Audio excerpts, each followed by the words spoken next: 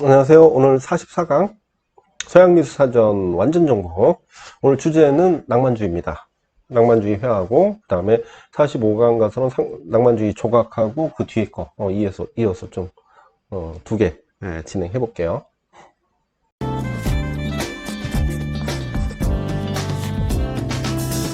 낭만주의 나오네요. 낭만주의는 잠깐 설명 좀 하고,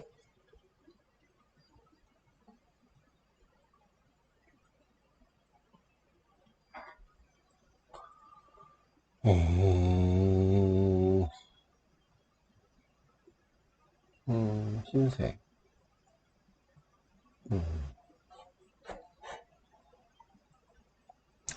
자, 낭만주의.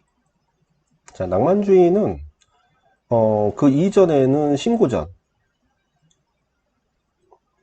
그 다음에 우리가 이제 낭만주의가 이제 등장을 하고 나서의 그 뒤에 그 여러 가지 그 양식들이 등장을 하는데, 낭만주의 같은 경우는 18세기에서 19세기입니다. 18세기 후반에서 이제 산업혁명이 일어나죠.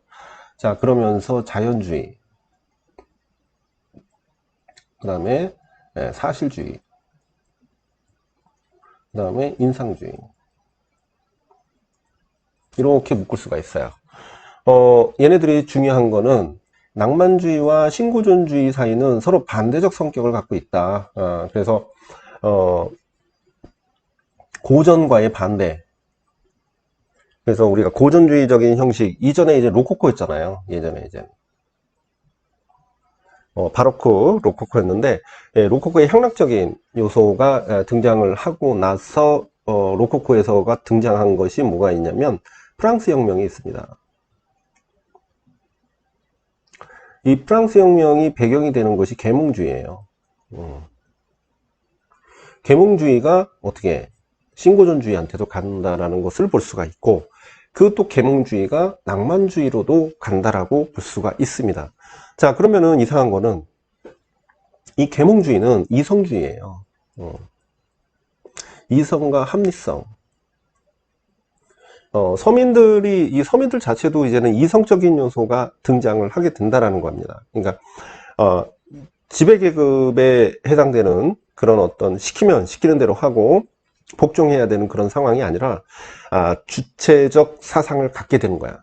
그러다 보니까 우리나라 조선 후기, 후기처럼, 그런 식으로 이게 서민들도, 중산층도, 이게 자의식을 갖게 되는 것이죠. 그래서 이성과 합리성이 서양사로 본다면 이성과 합리성은 계몽주의 때부터 볼 수가 있습니다. 그래서 이 이성과 합리성을 기반으로 했는데 신고전주의는 뭐 이해합니다. 그죠? 신고주의인데 이거 낭만주의는 이상해요. 낭만주의로 가서는 뭘로 바뀌냐면 개인적인 어떤 그 상상력으로 가게 되는데, 우리가 이제 보통 이것을 개성적 표현이라고 하는데, 이때 낭만주의에서 주로 등장했던 것이 이국적인 특성이 있어요. 그래서 이국적인 특성과 그 다음에 어떤 문학적인 요소의 영향을 받아서 굉장히 그런 신화적인 요소나 이런 것들을 많이 사용을 하게 됩니다. 근데 계몽주의가 이성적인 게 갔는데도 상상력이 발현됐다는 것은 개성 때문에 그래요. 그래서 굉장히 이 부분이 상당히 중요한 부분이라고 볼 수가 있어요. 그런데 이제 자연주의나 사실주의나 인상주의는 어떤 특성이 있느냐? 낭만주의, 우리가 아까 얘기할 때 18세기부터 19세기니까 이때부터 색채학이 과학이 발달합니다. 그래서 색채학, 이때는 괴테 이론, 괴테 이론을 기반으로 해서 슈브렐 이론으로 가게 되죠. 그래서 색채 이론이 발달을 하게 됩니다. 그러므로 해서 얘네들한테 자연주의나 그 다음에 사실주의는 좀 거기에랑 좀 가능성이 없고 인상주의나 이런 데로 영향을 주게 돼요. 그러면은 얘네들의 자연주의 같은 경우는 가장 큰 거는 산업혁명으로 인해서 도시화가 돼버린 걸로 인해서 농촌이 황폐해지고, 그 다음에 자연으로 돌아가자는 어떤 루소의 사상이라든가 이런 것들이 많이 가미가 된단 말이에요. 그래서 밀레라든가 뭐 거기에서 이제 바르비종에서 작가들이 활동했던 그런 시기를 얘기할 수가 있고, 사실주의와 자연주의는 되게 같이 붙어 있다고 볼 수가 있는데, 그래서 우리가 사실주의는 현실을 그리긴 그리되 산업혁명으로 인해서 노동력의 착취라든가 빈부의 격차 이런 것들이 결국 사실주의에서 현실을 반영하기 시작을 하죠. 그런데 얘네들과는 또 다른 게, 인상주의는 부르주아 계층을 옹호하고 있어요. 그래서 도시의 그런 어떤 활달한 그 도시의 현장감을 보여주고 있는 양식이 인상주의입니다. 물론 인상주의는 모더니즘의 시작이라고 볼 수 있을 정도로 인상주의에서 가장 중요한 미적 가치에 의미를 두는 가장 중요한 양식이라고 볼 수 있죠. 그래서 낭만주의, 그래서 낭만주의의 어떤 특성들을 보겠는데, 여기다 이제는 여기도 이렇게 했으니까 낭만주의를 다시 본다면, 아까 고전주의랑 좀 다르다고 했죠. 낭만주의 같은 건 첫 번째로는 상상력이에요. 굉장히 이성적인 것에서의 반대, 그러니까 굉장히 자율적인 요소로 접근을 하게 되죠. 그래서 회화적인 것도 굉장히 자율적인 어떤 형식으로 바뀌게 되는데, 자연을 염두에 두고 많은 작품들이 등장을 합니다. 풍경을 통해서 자연의 숭고미를 제시를 하게 됩니다. 물론 터너가 이제 제일 크죠. 근데 터너만 있는 게 아니라 턴터블도 있어요. 그죠? 그 다음에 세 번째는 우리가 바로크에서 카라바초한테의 그 영향력이 아직까지 남아있다 보니까 막 극적인 그 장면을 묘사를 하는데, 명암대비법이 굉장히 강하게 들어갑니다. 이것을 활용해서 극적인 장면을 제시를 하게 됩니다. 그죠? 그리고 가장 중요한 거는 주제예요. 주제 같은 경우는 서사적인 얘기가 굉장히 많고요. 그 다음에 신화적인 내용, 그 다음에 종교적인 내용도 나와요. 그 다음에 문학적인 거, 이런 것들이 등장을 하게 됩니다. 그리고 주제에서 같이 섞여 있는 것이 이국적인 주제도 들어가게 되죠. 우리가 신비스러운 어떤 오리엔탈리즘 같은 경우가 이때 등장을 해가지고, 실제적으로는 뭐 산업혁명 때 일본의 목판화나 이런 것들 이제 동방의 어떤 그런 양식들이 많이 등장을 하게 됩니다. 그러면서 서양에서는 오리엔탈리즘 자체가 되게 그 미개하다고 보고 있거든요. 그러면서 되게 자기네들이 상상으로만 했던 내용을 행동으로 못 옮기니까 오리엔탈리즘을 통해 가지고 그런 상상력을 발휘를 하게 됩니다. 그러면서 되게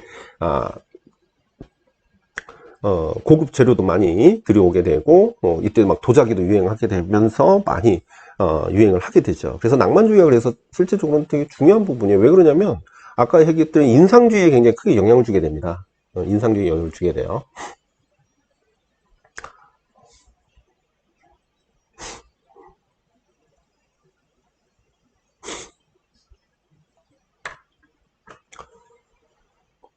정의부터 보실까요? 18세기 말부터 19세기 중에 아까 나왔었고요. 그죠?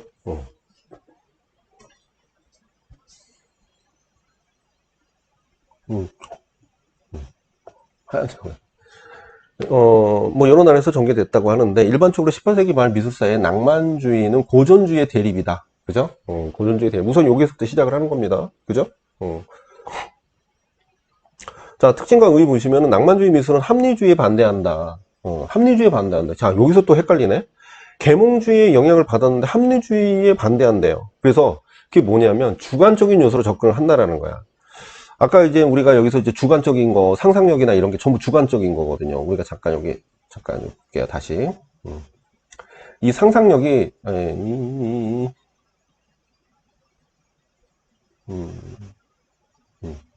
상상력이 되게 주관적이라는 거예요.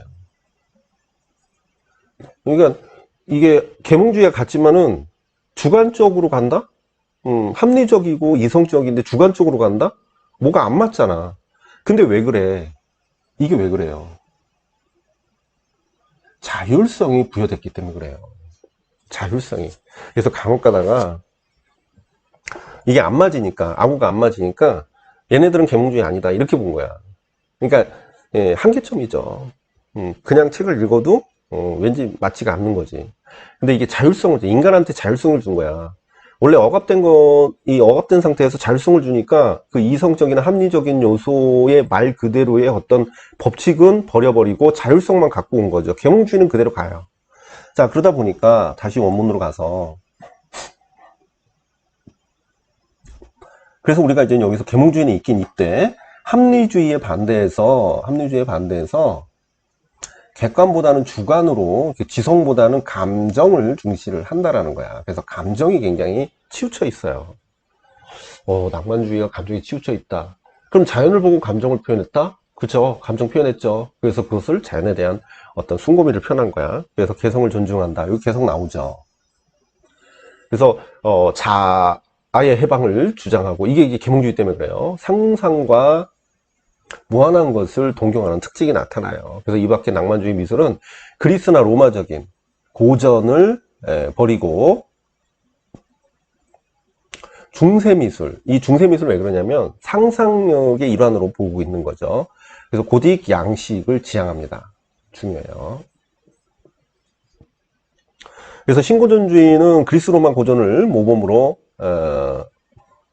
우선 요 그림 보세요. 요거 피젤리, 피젤리, 되게 이제 꿈에서 나타나는 어떤 그런 환상적인 그림을 그렸죠. 요 뒤에 설명이 나옵니다. 그래서 고전주의는 그리스 로마의 고전을 모범으로 삼는다는 점에서 낭만주의와는 반대되는 취향을 안주되나 이 또한 과거의 이상향을 찾았기 때문에 고전주의의 큰 범주로 들어가요. 사실은 고전주의 큰 범주로 들어갑니다. 근데 우리는 실제적으로는 그것을 이렇게 물어볼 수 있죠. 얘도 고전주의로 들어간다. 이유는 무엇이냐? 왜? 중세적인 요소나 이런 걸 갖고 오거든요.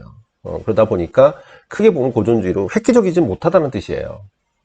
그래서 과거의 그 이상향을 찾았기 때문에 고전주의 역시 큰 범주에 들어가는데, 어쨌든 고전주의와는 상반된 개념으로는 보셔야 돼. 아까 본 것처럼 표현이 그러니까.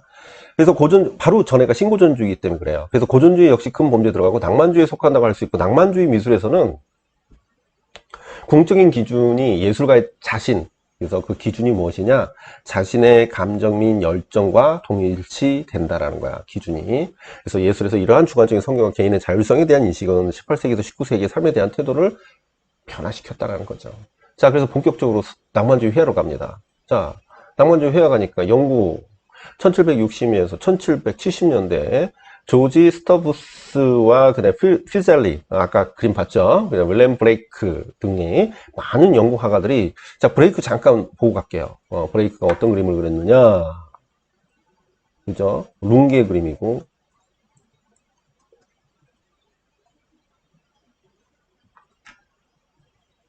제가 이렇게 도판을 그냥 뭐 다 하시는 거지만,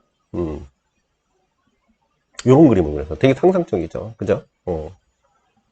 이따가 이거 볼게요. 신고전주의.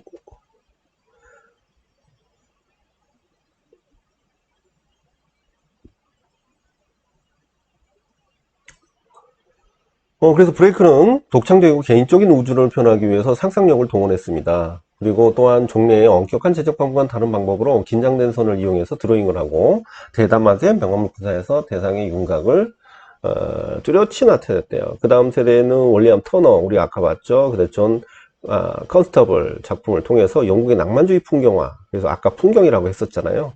그래서 중요한 양식이 등장을 합니다. 이 화가들은 경외심을 자아내고 웅장함을 표현한다. 여기서 웅장함. 자, 웅장함을 느끼게 하는 역동적인 자연을 묘사하기 위해서 어떻게 해요? 빛, 공기, 색채, 그래서 대기, 뭐 이런 것들, 순간적이고 극적인 효과를 강조를 하게 됩니다. 이걸 통해서 숭고미를 표현하는 거예요. 자연에 대한 숭고미를 표현하죠. 이러한 풍경은 당시 유행하던 장자크 루소의 자연으로 돌아가라 라는 루소의 사상이 운동과 함께 영국 호반 시인들의 영향을 받은 거기도 하죠. 그래서 우리가 월리엄 터너, 뭐 러스킨, 컨스터블, 뭐 터너,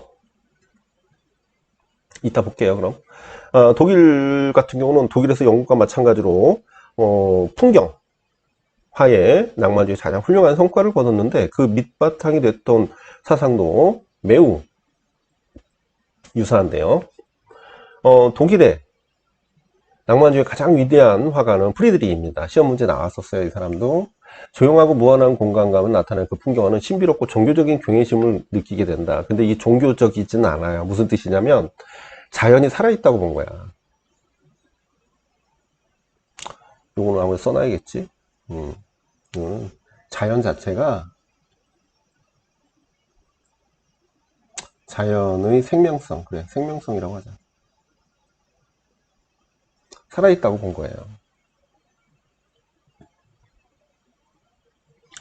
자, 이런 경향은 잠재의식 초자연적인 것에 탐닉하는 질풍노도의 문학운동에도 아까 얘기했죠. 그래서 그 풀을 두고 있고, 이 운동의 추종자들은 계몽주의 시대에 반대하는 젊은 사람들로서 프리드리 웨이의 필리프 오토 룽게, 아까 룽게 나왔었죠. 그 다음에 프리드리 신켈 등이 있고, 나자레파 우리가 했었어요. 이거 나자레파가 있는데 그룹의 화가들도 있어요. 그래서 프랑스 낭만주의 화가들이 조형적인 것에 중점을 두었다면 독일의 낭만주의 화가들은 극히 관념적이고 문학적인 방식을 취해 가지고 그러니까 관념적이고 문학적이다. 문학의 영향을 받았으니까 낭만적 심정에는 정서를 담은 풍경화에 인간과 자연의 친화력을 표현을 했다. 이 사람들도 이제 결국 숭고미를 표현한 거예요. 룽게. 자, 프랑스는 초기 낭만주를 대표하는 그로라든가 그 다음에 제리코 등의 그런 나폴레옹 전쟁을 주로 전투국 장면을 그렸고, 메스아템목과 정신병자들의 초상화에 개인적인 영적 행위와 고통을 묘사를 했대요. 그래서 1820년경에 낭만주의 운동으로 선도했다 가장 위대한 프랑스 낭만주의 화가는 들라크루아죠. 그래서 들라크루아는 자유분방하고 표현력이 풍부한 분놀림, 이거 중요한 내용이죠. 분놀림이라든가 화려하고 감각적인 색채, 역동적인 구도, 북아프리카 아랍인의 생활에서부터 프랑스 혁명에 이르기까지 이국적이고, 특히 들라크루아가 이국적인 거 많이 그랬죠. 대담한 주제를. 에그조티즘이 이국적이라는 거죠. 그래서 잠깐 볼게요. 아, 정말 너무 친절하다. 그죠? 에그조티즘. 자, 이국적인 침입니다. 이것만 기억하셔도 돼요.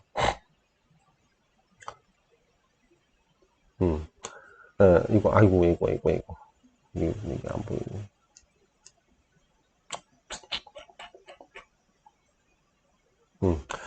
이국적인 정치들어 번역, 독자성에 대한 외래성의 뜻을 말한다. 이게 이국적이라는 것만 알고 계셔도 돼요. 신건주의 시대의 그리스식과 이집트식, 낭만파의 오리엔탈리즘과 19세기 후반의 자포니즘, 큐비즘, 흑인 조각을 예를 들 수가 있다. 그래서 아무래도 이국적인 것을 받아들인 것이죠. 그러다 보니까, 이렇게 보고, 낭만주의 조각은, 뒤에서, 다음 강에서 볼 거고, 지금 벌써 19분이네요. 도판 다시 한번 볼게요. 아까 월리엄 터너의 작품이고요. 굉장히 대기의 그 색채학 괴테 이론의 영향을 받아가지고, 그러니까 그 대기의 변화를, 자연의 숭고함을 표현을 했고, 그 다음에, 세리코, 그 다음에 들라크루아. 이런 그림들이 좀 이국적이죠. 그죠? 그 다음에 앙투안 그로. 되게 좀 신고전주의 느낌이 많이 나긴 나는데, 어쨌든. 그 다음에 아까 브레이크 나왔었고, 그 다음에 프리드리, 자연의 숭고함. 이 인간을 굉장히 작게 그려요. 인간을 작게 그리면서 풍경을 굉장히 그런 어떤 고요하면서도 되게 적막하게 그리면서 그 자연에 대한 어떤 경외감을 불러일으키게 그리게 되는 것이죠. 그쵸? 네, 오케이. 자, 그 다음에 낭만주의 조각은 좀 쉬었다가 다음 영상으로 이어서 할게요. 낭만주의 조각하고 뭐 내러티브 아트하고 이렇게 보면 될 것 같네요. 자, 여기까지.